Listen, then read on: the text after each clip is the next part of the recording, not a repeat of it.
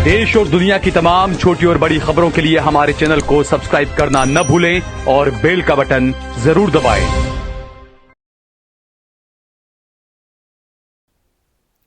नमस्कार दोस्तों, स्वागत है आपका देश लाइव में और आपके साथ मैं हूं आशिमा त्यागी। दोस्तों, अगर एक चाय की दुकान का नाम किसी भी पहचान जो है किसी की कहीं ना कहीं पहचान तय करने लगे तो समझ लीजिए मामला सिर्फ नाम का नहीं, समाज की मानसिकता है। तो आज हम इसी मानसिकता को लेकर ये चर्चा आपके बीच लेकर आए हैं। दरअसल आगरा अलीगढ़ राम मार्ग पर एक बुजुर्ग मुस्लिम व्यक्ति ने अपनी छोटी सी दुकान का नाम रखा कुंदन टी स्टॉल।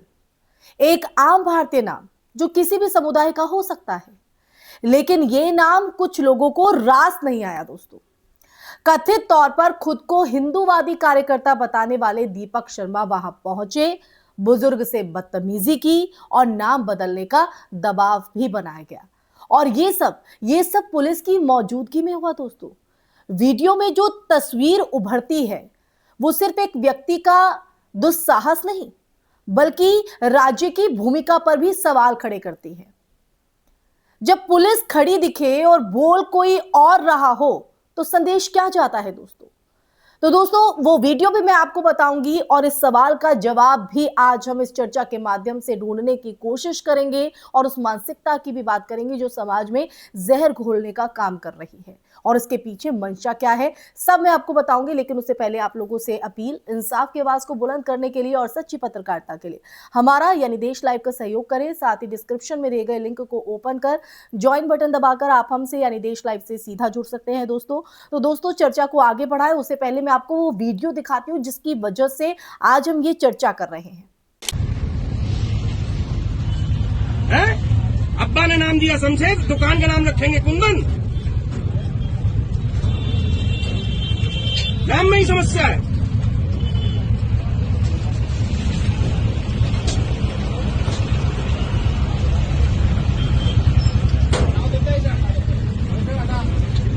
पहले उसको बाहर, पहले उसको ऊपर चढ़ के यहीं से बाहर ऊपर चढ़।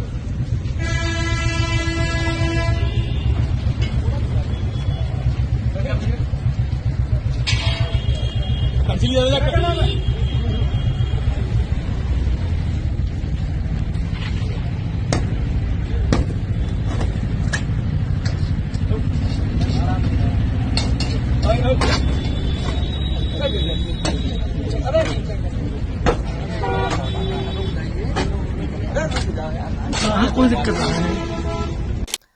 तो दोस्तों, वीडियो आपने देखी। तो सबसे पहले इस घटना को कानून की कसौटी पर हम परखते हैं। भारतीय संविधान का अनुच्छेद 19(1)(a) नागरिक को, किसी भी नागरिक को अभिव्यक्ति की स्वतंत्रता देता है। अनुच्छेद 19(1)(g) किसी भी वैध व्यवसाय को करने की स्वतंत्रता देता है। अगर कोई व्यक्ति अपनी दुकान का नाम कुंदन टी स्टॉल रखता है, वो किसी भी ट्रेडमार्क उल्लंघन या आपत्तिजनक शब्द का मामला नहीं है। तो उसे रोकने का अधिकार किसके पास है? ना तो किसी स्वयंभू संगठन के पास और ना ही किसी भीड़ के पास। ये जो अधिकार है वो केवल विधि सम्मत प्रक्रिया के तहत प्रशासन को है और वो भी तभी जब कोई स्पष्ट कानूनी उल्लंघन हो। ये घटना कोई पहली नहीं है। पिछले कुछ सालों में आप देखें, पिछले कुछ सालों में नाम, पहनावे, खान पान और पहचान के जो आधार पर सामाजिक दबाव की जो घटनाएं हैं वो बढ़ी हैं। दोस्तों, कभी नाम बदलों का जो अभियान है वो चलता दिखाई देता है, कभी दुकानों के जो बोर्ड्स हैं उन बोर्डों की जांच होती है और कभी त्योहारों के समय विशेष समुदाय के व्यापारियों को निशाना बनाया जाता है। अब इन तमाम चीजों में सवाल यह है दोस्तों कि क्या हम ऐसे दौर में पहुंच रहे हैं जहां किसी के नाम देखकर उसकी नीयत तय कर दी जाती है? दोस्तों, इस मामले में एक और अहम पहलू है पुलिस की भूमिका। उत्तर प्रदेश में कानून व्यवस्था को लेकर सख्त छवि जो है वो पेश की जाती रही। अगर वाकई वीडियो में पुलिस मौन दर्शक बनी रही तो ये प्रशासनिक निष्पक्षता पर प्रश्न है, एक बड़ा प्रश्न चिन्ह। कानून का राज जो है वो तभी दिखता है जब पुलिस ना तो भीड़ के साथ खड़ी दिखे, न दबाव में, बल्कि स्पष्ट रूप से यह भी संदेश दे कि किसी भी नागरिक को धमकाना अपराध है।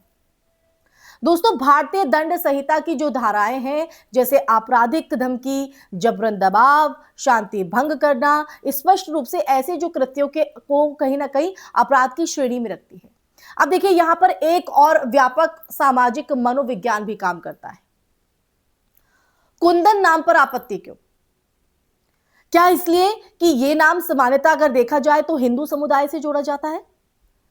दोस्तों, अगर ऐसा है तो क्या हम नामों को भी धार्मिक सीमाओं में बांट देना चाहते हैं? भारत की सामाजिक संरचना तो सदियों से जो है साझा संस्कृति की रही है, और वो उसकी खूबसूरती भी है, जहां नाम, भाषा, पहनावा, खान पान सबने एक दूसरे से लिया दिया है, एक दूसरे का ग्रहण किया है। कभी कबीर हो, रहीम हो, रस खान जैसे उदाहरण इसी साझा परंपरा के प्रतीक भी है। दोस्तों, फिर आज एक चाय की दुकान का नाम इतनी बड़ी पहचान की लड़ाई क्यों बन जाता है? क्यों इस तरह की तस्वीर सामने आती है और क्यों इस तरह की वीडियो वायरल पे हो जाती है? डिजिटल युग में ऐसे वीडियो तेजी से वायरल होते हैं। इससे दो खतरे पैदा होते हैं दोस्तों। पहला ये कि स्थानीय तनाव जो है वो राष्ट्रीय बहस में बदल जाता है, और दूसरा अगर प्रशासन त्वरित और निष्पक्ष कार्रवाई नहीं करता तो जो भीड़ तंत्र को अप्रत्यक्ष वैधता मिल जाती है।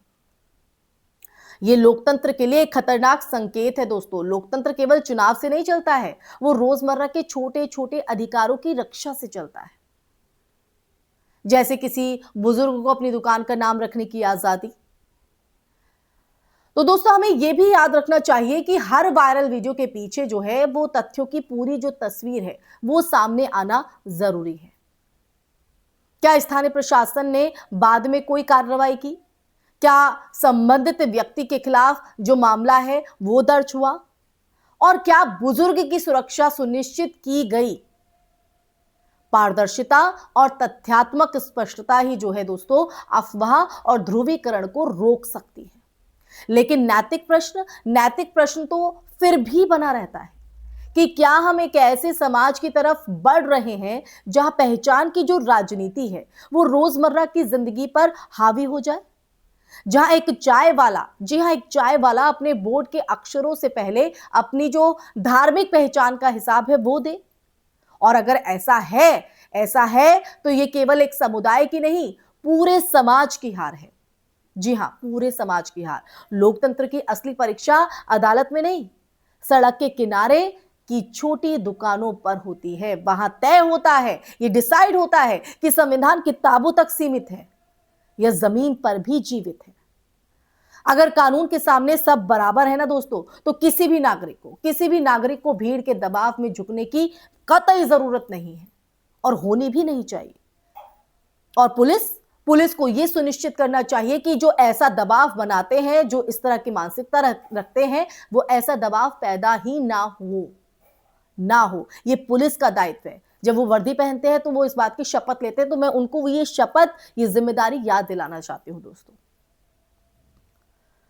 तो आखिर में दोस्तों यही है कि आज का जो सवाल है वो एक नाम का नहीं है, बल्कि उस आत्मविश्वास का है जिसके साथ कोई भारतीय नागरिक कह सके, हक से बोल सके कि ये मेरी दुकान है और ये उसका नाम है और ये मेरा अधिकार है। अगर जब ये माहौल होगा तो लोकतंत्र जिंदा रहेगा दोस्तों। इसी के साथ इस चर्चा में फिलहाल के लिए बस इतना ही दोस्तों। ये चर्चा के माध्यम से पूरा सच देश लाइव ने आपके सामने रखा है। वो तस्वीर भी आपको दिखाई जो कि इस वक्त जो है बहुत ट्रेंड कर रही है, वायरल हो रही है। लेकिन इन तस्वीर को देखकर, इस वायरल वीडियो को देखकर आपके मन में क्या सवाल है, आपके मन में क्या विचार है और इस पर आपका नजरिया क्या है? कमेंट सेक्शन में कमेंट करके जरूर बताइएगा दोस्तों। इस वीडियो को ज्यादा से ज्यादा शेयर कीजिएगा, हमारे चैनल देश लाइव को सब्सक्राइब कीजिएगा। फिर हाजिर होंगे ऐसी ही चर्चा लेकर, तब तक के लिए अपना ख्याल रखिए। जय हिंद, जय भारत, नमस्कार।